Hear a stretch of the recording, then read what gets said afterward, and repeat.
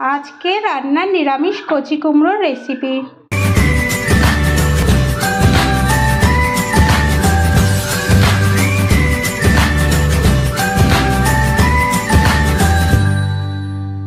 নমস্কার বন্ধুরা, অপরাজিতাস কিচেনে আপনাদের সবাইকে স্বাগত।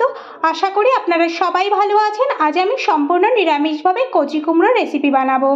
আজকে রান্না কচি কুমড়োর রেসিপি। এই কচি কুমড়োটাকে আমি খোসা সহ কেটে ধুয়ে নেব।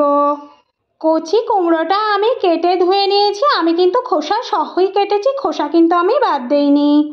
এখানে আমি একটা কড়াই নিয়ে তেল গরম করে নিয়েছি। তেলটা আমি 3 চামচ দিয়েছি। এবার এর মধ্যে আমি বড়িগুলো ভেজে নেব।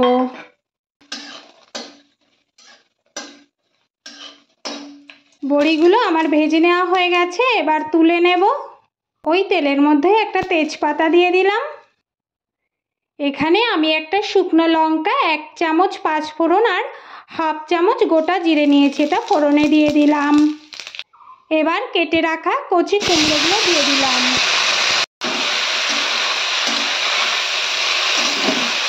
কুমড়োটা ভালো করে তেলে নেড়ে নিয়েছি। এবার 1 চামচ লবণ দিয়ে দিলাম। একটু ভালো করে নেড়ে নেব। লবণটা দিলে কুমড়োটা জল ছেড়ে দেবে। 1 চামচ হলুদ গুঁড়ো দিয়ে দিলাম। 1 চামচ জিরে গুঁড়ো দিয়ে দিলাম। 1 চামচ ধনে গুঁড়ো দিয়ে দিলাম। 1/2 চামচ শুকনো লঙ্কার গুঁড়ো দিয়ে দিলাম। যে বড়িগুলো আমি ভেজে রেখেছিলাম সেই বড়িগুলো কিন্তু আমি একটু ভেঙে টুকরো করে নিয়েছি, ছোট ছোট করে দিয়ে দিলাম এগুলো। এবার সব একসঙ্গে ভালো করে আমি একটু নেড়ে নেব। গ্যাসের ফ্লেম আমি মিডিয়াম টু হাইতে দিয়ে রেখেছি। মশলাগুলো দিয়ে কুমড়োটা কিন্তু আমি খুব ভালো করে 2-3 মিনিটের জন্য কষে নিয়েছি। আর লবণটা দেওয়ার জন্য কিন্তু কুমড়ো থেকে জল বেরিয়েছে। আমি কিন্তু এই রান্নাতে একটুও জল ব্যবহার করব না। আমি এবার এটা ঢেকে দিয়ে 5 থেকে 7 মিনিটের জন্য ফুটিয়ে নেব। একদম গ্যাসের ফ্লেম কিন্তু লোতে রাখবো। ঢেকে দিয়ে আমি কিন্তু এটা 10 মিনিট রান্না করে নিয়েছি। কুমড়োটা কিন্তু আমার সিদ্ধ হয়ে গেছে।